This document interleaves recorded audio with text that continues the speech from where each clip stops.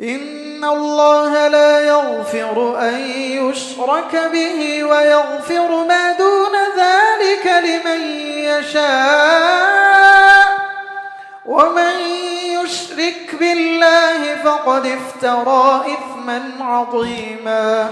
الثانی الناقض الثانی، دوسری چیز جو انسان کے اسلام کو ختم کر دیتی ہے اور جو بکثرت دنیا کے اندر ہوتی ہے، کہ من جعل بینہ وبین اللہ وسائط یدعوہم ویسألہم الشفاعۃ ویتوکل علیہم کفر اجماعا. اللہ کے اور اپنے درمیان، یعنی اللہ اور بندوں کے درمیان واسطہ بنا لے، ذریعہ بنا لے کسی کو. کیسا ذریعہ بنانا؟ ایسے ذریعہ بنائے کہ ان کو پکارے، ان سے سفارش طلب کرے اور انہی پر اعتماد کرے. اگر اس انداز میں کسی کو واسطہ وسیلہ بنا لیتا ہے تب پھر ایسا واسطہ وسیلہ بنا لینے والا آدمی کفر اجماعا، بالاجماع تمام اہل علم کے اتفاق کے ساتھ یہ بات طے شدہ ہے کہ ایسا کرنے والا کفر کرتا ہے یا اپنے اسلام کا خاتمہ کر لیتا ہے. یہ مسئلہ بہت اچھے اور بہت سادہ انداز میں آپ کی سمجھ میں آ سکتا ہے. دیکھیے بندے اور رب کا جو تعلق کا معاملہ ہے اس کے دو ہی ہیں. ایک ہے اللہ کی طرف سے بندے تک اور دوسرا ہے بندے کی طرف سے اللہ تک. جہاں تک اللہ کی طرف سے بندے تک آنے کی بات ہے، جیسے اللہ کا پیغام بندے تک آنا ہے، بیچ میں اللہ نے رسولوں کو رکھا ہے، بیچ میں اللہ تعالیٰ نے فرشتوں کو رکھا ہے، فرشتوں کے ذریعے رسولوں کو تعلیم آتی ہے، رسولوں کے ذریعے ہم تک پہنچتی ہے. اور ان واسطوں وسیلوں کو رکھنے کی وجہ کیا ہے؟ وجہ یہ ہے کہ انسان بڑا کمزور ہے. انسان کے اندر ہر انسان اس قابل نہیں ہوتا کہ وہ اللہ تعالیٰ کی بات کو براہ راست سن سکے، براہ راست بات کر سکے اور براہ راست اللہ تعالیٰ سے احکام لے سکے. انسان بڑا کمزور ہے. وَخُلِقَ الْإِنسَانُ ضَعِيفًا. حضرت موسیٰ علیہ السلام نبی تھے، اللہ تعالیٰ سے ہم کلام ہو رہے تھے، لیکن اللہ تعالیٰ کو دیکھنے کی خواہش ظاہر کی تو اللہ نے کہا لن ترانی، آپ مجھے نہیں دیکھ سکتے. اس کے بجائے آپ دیکھیے کہ اگر یہ پہاڑ اپنی جگہ باقی رہا تو آپ دیکھ سکیں گے. فلما تجلی ربہ للجبل جعلہ دکا، اللہ تعالیٰ کی تجلی روشنی پڑی وہاں پر تو ہوا یہ کہ پہاڑ ریزہ ریزہ ہو گیا اور حضرت موسیٰ بے ہوش ہو کر گر پڑے. تو انسان کی کمزوری، اللہ تعالیٰ کو ضرورت نہیں. آپ یہ سمجھیں جہاں تک اللہ کی طرف سے پیغام انسانوں تک آنے کی بات ہے، یہ معاملہ اللہ تعالیٰ نے اس کے لیے ذرائع رکھیں، اور ذرائع اس لیے رکھیں کہ انسان کمزور ہے، انسان کے اندر اتنی طاقت نہیں. آپ کو پتہ ہے خود پیارے نبی صلی اللہ علیہ وسلم پہ جب وحی آتی تھی اللہ نے کہا اِنَّا سَنُلْقِي عَلَيْكَ قَوْلًا ثَقِيلًا، ہم آپ پر بڑی ہی وزنی بات اتارنے والے ہیں. صحابی کہتے ہیں اللہ کے نبی صلی اللہ علیہ وسلم کے ساتھ میں بیٹھا ہوا تھا، اللہ کے نبی کا پیر میرے پیر پر تھا، بازو بیٹھے ہوئے تھے تو وہ پیر رکھا ہوا تھا ایسے جیسے ہم بھی اگر قریب قریب بیٹھے تو گھٹنا کسی کے اور کے اوپر ہو سکتا ہے. کہتے ہیں اسی حالت میں وحی نازل ہونا شروع ہوئی اللہ کے نبی پر. کہتے ہیں کہ مجھے تو یوں لگا کہ میری پیر کی ہڈی ٹوٹ جائے گی. یہ بڑا جو ہے اللہ تعالیٰ کی وحی لینے کا معاملہ یہ بہت مشکل معاملہ. تو یہ معاملہ اللہ تعالیٰ نے واسطہ رکھا ہے درمیان میں کہ فرشتوں کے ذریعے رسولوں تک یا براہ راست رسولوں تک اور رسولوں کے ذریعے انسانوں تک پیغام پہنچاتا. یہ ایک راستہ بندے اور رب کے درمیان کا معاملہ. لیکن دوسرا راستہ ہے بندے سے رب کی طرف کا معاملہ. یہ معاملہ اللہ تعالیٰ نے بغیر واسطے کے رکھا ہے. یہ معاملہ اللہ نے بغیر واسطے کے رکھا ہے. اللہ نے کہا وَقَالَ رَبُّكُمُ ادْعُونِي أَسْتَجِبْ لَكُمْ، اور آپ کے رب نے کہا تم مجھے پکارو میں تمہاری پکار کو سنتا ہوں، میں تمہاری پکار کو سنتا ہوں. اللہ تعالیٰ نے آپ قرآن مجید کے اندر پورا پڑھ کر دیکھ لیں، کہیں اللہ تعالیٰ نے بندے اور رب کے درمیان جب بندہ اپنی بات رکھنا چاہتا ہے تو اللہ تعالیٰ نے واسطے اور وسیلے نہیں رکھے. کیوں نہیں رکھے؟ اس لیے کہ بندہ پکار ہی سکتا ہے اور اللہ تعالیٰ نے اپنے لیے کہا انہو سمیع، وہ سننے والا ہے، مجیب، وہ جواب دینے والا ہے، قریب، اللہ تعالیٰ قریب ہے. تو یہاں ضرورت تھی تو اللہ نے واسطے رکھیں، لیکن ادھر سے بندے کی طرف سے اللہ تک بات جانے کی بات ہو، بندہ کمزور ہے. آپ میں سرگوشی کریں، میرے پڑوسی کو نہ سمجھ میں اللہ تعالیٰ کو سنائی دیتی ہے وہ بات. آپ اور میں دل میں اگر اپنی تمنائیں کریں، میرے دل کے علاوہ کسی اور پہ یہ حال منکشف نہیں ہوتا، لیکن اللہ تعالیٰ وہ سب جانتے ہیں، وہ سب دیکھتے ہیں. اس لیے اللہ تعالیٰ نے اس طرف سے واسطے وسیلے نہیں رکھے ہیں۔ اب اگر کوئی آدمی درمیان میں واسطے لاتا ہے، درمیان میں وسیلے لاتا ہے، تو کئی درجے میں وہ مان سکتا ہے۔ ایک وہ آدمی ہے جو ایسے لوگوں کو واسطہ بناتا ہے، ایسے لوگوں کو واسطہ بناتا ہے جن کے بارے میں یہ عقیدہ ہے کہ وہ خود کچھ کر سکتے ہیں۔ جیسے مثال کے طور پر کچھ لوگ یہ عقیدہ اگر رکھیں کہ کچھ اولیاء، کچھ انبیاء، کچھ نیک لوگ ایسے ہوتے ہیں کہ میں ان کو پکار لوں تو وہ خود میری بگڑی بنا دیں گے۔ آپ اس کو ترتیب سے سمجھیں گے تو ہی سمجھ میں آئے گی یہ بات۔ کچھ لوگوں کو واسطہ بنا لیتا ہے، وہ معاملات جو اللہ تعالیٰ کے ہیں وہ مانگنے طلب کرنے میں یہ مانتا ہے کہ اللہ تبارک و تعالیٰ کے علاوہ کچھ ایسے لوگ ہیں، انبیاء ہیں، اولیاء ہیں، فرشتے ہیں، کوئی بھی مخلوق ہے، وہ خود کچھ مجھے دے سکتے ہیں، اولاد دے سکتے ہیں، وہ اللہ تعالیٰ کے وہ مجھے نفع دے سکتے ہیں، نقصان۔ اس مقصد سے ان کو پکارتا ہے، واسطہ درمیان میں بناتا ہے انہی کو۔ تو یہ تو شرک ہے کھلا۔ لیکن کچھ لوگ یہ کہتے ہیں کہ نہیں، ہم یہ مانتے ہیں کہ ہم جن کو پکار رہے ہیں وہ خود نہیں کرتے ہیں، وہ خود نہیں کرتے، اللہ تعالیٰ کے دینے کی وجہ سے کرتے ہیں۔ اسے یوں کہتے ہیں وہ لوگ، وہ خود نہیں دیتے ہیں، وہ خدا کے دینے پر دیتے ہیں، وہ خدا کے دینے پر دیتے ہیں۔ یہ دوسرا ذریعہ، دوسرا درجہ ہے۔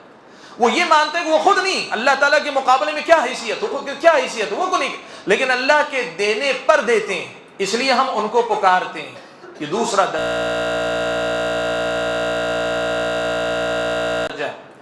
اور تیسرا درجہ یہ ہے کہ آدمی یہ کہے کہ نہیں، دیتا تو وہی ہے، دیتا وہی ہے، کوئی اور اللہ کے علاوہ دیتا نہ خود اپنی طرف سے دے سکتا ہے، نہ اللہ نے دینے کا اختیار کسی اور کو دیا ہے۔ البتہ ہم جن کو پکار رہے ہیں یہ لوگ اللہ کے بڑے قریبی ہیں، جب ہم ان سے مانگتے ہیں، ان کے سامنے طلب رکھتے ہیں، تو یہ اللہ تبارک و تعالیٰ کے قریبی ہونے کی وجہ سے اللہ تعالیٰ سے دلواتے ہیں، اللہ تعالیٰ کے ذریعے ہمارا کام کروا دیتے ہیں، اللہ کے پاس ہماری بات پہنچا دیتے ہیں۔ یہ تیسرا درجہ ہے۔ یہ تینوں درجے آپ یاد رکھیں، یہ بندے اور اللہ کے درمیان اختیار کیے جانے والے وہ وسیلے ہیں جن کو شرک کہا جاتا ہے۔ یہ شرک ہے۔ یہ تینوں کے تینوں درجے۔ پہلا درجہ یہ کہ آدمی کسی کو پکارے، یہ سمجھے کہ وہی کرتا ہے، یہ تو شرک ہے۔ دوسرا درجہ یہ کہ آدمی کسی کو پکارے اور یہ رکھے کہ اللہ کے دینے پہ دیتا ہے، اللہ کے دینے پر وہ دے رہا ہے، اللہ تعالیٰ کی طرف سے اسے اختیار دے دیا گیا اس لیے وہ دیتا ہے، یہ بھی شرک ہے۔ اور تیسرا درجہ یہ ہے کہ بندہ یہ کہے کہ نہیں، دیتا تو اللہ ہی ہے، دیتا تو اللہ ہی ہے، لیکن میں ان کو جن کو واسطہ وسیلہ بنا رہا ہوں یہ دلواتے ہیں، یہ کام کرواتے ہیں، یہ بھی شرک ہے۔ اور آپ کو میں بتاؤں تیسرے درجے کی جو بات ہے یہ مکہ کے مشرک کہا کرتے تھے۔ اللہ تعالیٰ نے کہا الا للہ الدین الخالص والذین اتخذوا من دونه اولیاء ما نعبدهم الا ليقربونا الى اللہ زلفى۔ اللہ تعالیٰ کو کے علاوہ یہ جتنے بھی اولیاء انہوں نے بنا لیے ہیں، ان کی بارے میں ان کا عقیدہ یہ ہے، کہتے ہیں ہم ان کی جو بھی عبادت کرتے ہیں، ان کو پکارتے ہیں، ان کے سامنے نذرانہ چڑھاتے ہیں، یہ اس لیے کرتے ہیں لیقربونا الی اللہ زلفى، یہ اللہ سے ہمیں تھوڑا سا قریب کر دیں گے۔ اللہ تعالیٰ نے اس کو شرک قرار دیا۔ جب یہ شرک ہے کہ آدمی اللہ کے بارے میں عقیدہ رکھے، کرتا اللہ ہی ہے لیکن پکارتا اس لیے کہ وہ اللہ کے قریبی کریں گے، تو جو یہ عقیدہ رکھے کہ میں پکارتا اس لیے ہوں کہ اللہ کے دینے پر ہی دیتا ہے لیکن وہ خود دیتا ہے، یا اس سے اوپر یہ عقیدہ رکھے کہ میں جس کو پکارتا ہوں وہی مجھے دیتا ہے، یہ تو پھر شرک بدرجہ اولا ہوگا۔ یہی عقیدہ تو حضرت ابراہیم نے سمجھایا، وَإِذَا مَرِضْتُ فَهُوَ يَشْفِينِ، میں جب بیمار ہوتا ہوں تو وہی شفا دیتا ہے۔ حضرت ابراہیم علیہ السلام نے یہی عقیدہ تو سکھایا، الذی یطعمنی ویسقین، جو مجھے کھلاتا ہے اور پلاتا ہے، وَإِذَا مَرِضْتُ فَهُوَ يَشْفِينِ، جب میں بیمار ہوتا ہوں تو مجھے شفا دیتا ہے، وَالَّذِي يُمِيتُنِي ثُمَّ يُحْيِينِ، جو مجھے موت اور حیات دیتا ہے۔ اب اگر یہ حقیقت ہمارے سامنے واضح ہے، یہ تین درجے ہیں کہ ہم اور آپ اللہ ہی کو پکاریں، اللہ ہی سے مانگیں، اللہ ہی پہ بھروسہ کریں۔ ہمارے اور اللہ کے درمیان کے جو معاملات ہیں اس میں اگر ہم یہ مان کر کہ یہ اللہ سے قریب کرنے والے ہیں پکارتے ہیں تو بھی شرک ہے، یہ مانتے ہیں کہ نہیں جن کو پکار رہے ہیں وہ دیتے ہیں، اپنی طرف سے نہیں دیتے، اللہ کے دینے پر ہی دیتے ہیں تو بھی شرک ہے، اور اگر یہ مانتے ہیں کہ یہ جن کو ہم پکار رہے ہیں یہ خود دے سکتے ہیں تو یہ تو سب سے اونچے درجے کا شرک ہو گیا۔ اسلامی شریعت کی نظر میں واسطے وسیلے بنانے کے یہ تینوں کے تینوں درجات جو ہے یہ شرک ہیں۔ سارے معاملات اللہ ہی کے پاس ہیں، ہمیں پکارنا بھی صرف اللہ تعالیٰ کو، ہمیں اپنی دنیا کا کوئی معاملہ چاہیے، آخرت کا کوئی معاملہ چاہیے، یہاں واسطوں وسیلوں کی ضرورت نہیں، سیدھے سیدھے اللہ تبارک و تعالیٰ کو پکارنا چاہیے۔ ایک بات۔ دوسری بات ہے واسطہ اور وسیلہ بنانے کا ایک اور درجہ جسے بدعت کہتے ہیں۔ وہ کیا ہے؟ آدمی اللہ ہی کو پکارتا ہے، اللہ ہی سے مانگتا ہے، اللہ ہی سے سوال کرتا ہے، اللہ ہی کو پکارتا ہے، لیکن اس پکارنے میں اپنی دعا میں کسی کا وسیلہ لیتا ہے۔ کیسے وسیلہ لیتا ہے؟ کہ فلاں کے صدقہ طفیل میں قبول فرما لے، فلاں کے حوالے سے میں دعا مانگتا ہوں، اللہ کے نبی صلی اللہ علیہ وسلم کے جاہ و منصب کا، انبیاء کے جاہ و منصب کا اگر کوئی آدمی وسیلہ دے کر پکارتا ہے تو ایسا پکارنے والا مشرک نہیں ہے، لیکن یہ بدعتی ہے، یہ بدعت ہے۔ کسی کے صدقہ طفیل میں یہ دعا مانگنا کہ اللہ دعا قبول کر لے، یعنی کسی کا حوالہ دینا اس طرح انبیاء کا، اولیاء کا، نیک لوگوں کا، یہ بدعت ہے، یہ بدعت ہے۔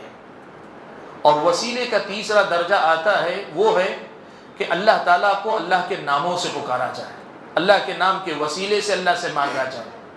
اللہ تبارک و تعالیٰ کے پاس مانگنے کے لیے اللہ تعالیٰ ہی کے ناموں کا وسیلہ لیا جائے، یہ شرک نہیں بلکہ یہ مشروع ہے، اس کا حکم ہمیں دیا گیا۔ وَلِلَّهِ الْأَسْمَاءُ الْحُسْنَى فَادْعُوهُ بِهَا، اللہ تعالیٰ کے پاکیزہ نام ہیں، انہی ناموں کے ذریعے تم اللہ تعالیٰ کو پکارو۔ یہ جو چیزیں ہیں یہ تین درجے کی باتیں ان کو یاد رکھنا چاہیے۔ ایک وسیلہ وہ ہے جو شرک ہے، یعنی غیر اللہ کو پکارو اس عقیدے کے ساتھ کہ وہ خود کرتے ہیں یا اللہ تعالیٰ کے دینے پر وہ دیتے ہیں کرتے ہیں، یا یہ سمجھ کر پکارو کہ وہ خود نہیں کرتے لیکن کرواتے ہیں، تو یہ پھر شرک ہے۔ دوسرا درجہ یہ کہ اللہ ہی کو پکارو، اللہ ہی دینے والا کرنے والا ہے، لیکن واسطہ درمیان میں کسی نبی کا کسی ولی کا دو تو پھر یہ بدعت ہے۔ اور تیسرا یہ کہ اللہ ہی کو پکارو، اللہ ہی کرنے والا ہے، اور اللہ ہی کے ناموں کا وسیلہ لے کر پکارو، تو یہ پکارنا شریعت میں اس کا ہمیں حکم دیا گیا۔ تو دوسری جو چیز اسلام کو ختم کر دیتی ہے یا اسلام کو باطل کرنے والی چیزوں میں سے وہ یہ ہے، شیخ الاسلام نے لکھا من جعل بینہ و بین اللہ وسائط، جو اپنے اور اللہ تعالیٰ کے درمیان واسطے بنا لے، یدعوہم، ان کو پکارتا ہے، ویسألہم الشفاعہ، ان سے سفارش طلب کرتا ہے، وَيَتَوَكَّلُ عَلَيْهِمْ، اور ان پر اعتماد کرتا ہے، تو ایسا کرنے والا کفر اجماعاً، امت کا اس پر اجماع ہے کہ ایسا کرنے والا آدمی کافر ہے۔ یہ دوسرا ناقص ہے۔ یہاں میں آپ کے سامنے یہ بات رکھ دوں کہ شیخ نے مثال دینے کے لیے تین چیزوں کا ذکر کیا۔ ایک ہے ان کو پکارنا، غیر اللہ کو پکارنا۔ دوسری چیز یسألہم الشفاعہ، ان سے سفارش طلب کرنا، اور تیسری چیز ان پر بھروسہ کرنا۔ یاد رکھیں پکارنے کا جہاں تک معاملہ ہے، اللہ تبارک و تعالیٰ نے یہ بات دو ٹوک واضح کر دی ہے قرآن مجید کے اندر، اور نبی علیہ الصلوۃ والسلام نے مسند احمد، سنن ابی داؤد وغیرہ کی روایت میں حضرت نعمان ابن بشیر رضی اللہ تعالیٰ عنہ روایت فرماتے ہیں کہ اللہ کے نبی نے کہا الدعاء هو العبادہ، دعا ہی عبادت ہے، پکارنا ہی عبادت ہے۔ اب اللہ کے علاوہ جب آپ نے غیر اللہ کو پکارا تو آپ نے عبادت کی غیر اللہ کی۔ یہ پکار صرف اللہ کے لیے ہونی چاہیے۔ آپ نے گرچہ آپ کی نیت یہ ہو کہ اللہ ہی کرتا ہے، لیکن پکارا آپ نے غیر اللہ کو ہے تو پھر آپ نے اللہ کے ساتھ شرک کیا ہے۔ سفارش کے سلسلے میں اللہ نے قرآن میں فرمایا قل للہ الشفاعۃ جمیعا، اللہ کے نبی آپ کہہ دیجئے کہ اللہ ہی تمام قسم کی سفارش کا مالک ہے، اللہ ہی کے اختیار میں سفارش ہے۔ سفارش انبیاء کریں گے، فرشتے کریں گے، نیک لوگ کریں گے، سفارش کرنے والے بہت سارے ہیں، لیکن سفارش ان کے اختیار میں نہیں، سفارش اللہ ہی کے اختیار میں۔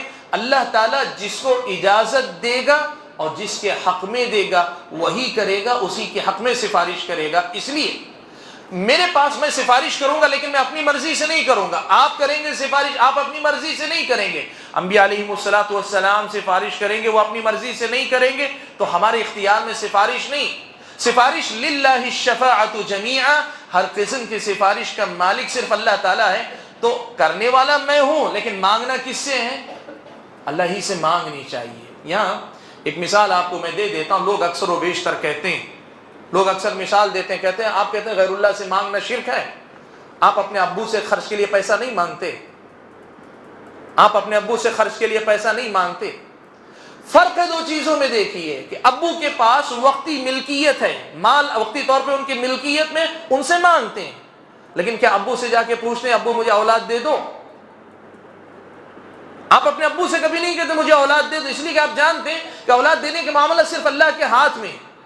तो याद रखो, जो चीज अल्लाह ही के हाथ में वो सिर्फ अल्लाह ही के लिए, अल्लाह ही से मांगी जाएगी। सिफारिश सिर्फ अल्लाह ताला के पास है, वही मालिक, उसी से मांगी जाएगी। मैं सिफारिश करूंगा, ले आप करेंगे, अंबिया करेंगे, सालिहीन करेंगे, मोमिनीन करेंगे, या हमारे हक में सिफारिश की जाएगी, लेकिन ये सब अल्लाह की मर्जी और अल्लाह की इजाजत के बाद है। मन दल्लज़ी यशफ़उ इंदहु इल्ला बिइज़्निही, अल्लाह ताला की इजाजत के बगैर कौन है जो अल्लाह के पास सिफारिश कर जाए? तो सिफारिश भी जब किसी के इख्तियार में नहीं है तो किसी और से मांगी नहीं जा सकती। और अगर कोई सिफारिश किसी और से मांग रहा है तो ये अल्लाह से मांगी जाने वाली चीज गैरुल्लाह से मांगने वाली बात है, ये शिर्क है। वयतवक्कल अलैहि, उन पर भरोसा करे।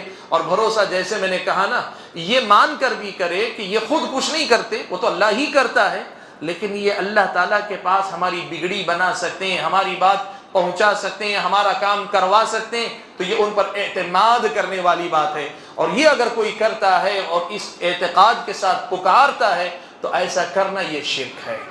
तो गया दूसरा जो नाक़िज़ है, शेखुल इस्लाम ने यहाँ जिक्र किया, कहा मन जअल बैनहु व बैनल्लाहि वसाइता, जो अपने और अल्लाह के दरमियान ऐसे वास्ते वसीले बनाए जिनको वो पुकारे, व यसअलुहुमुश शफ़ाअह, जिनसे वो सिफारिश का तलबगार हो, व यतवक्कलु अलैहिम, और उन पर भरोसा करे, कफ़र इजमाअन, वो बिल इजमा कुफ्र का इर्तिकाब कर रहा है। ये दूसरा नाक़िज़ है।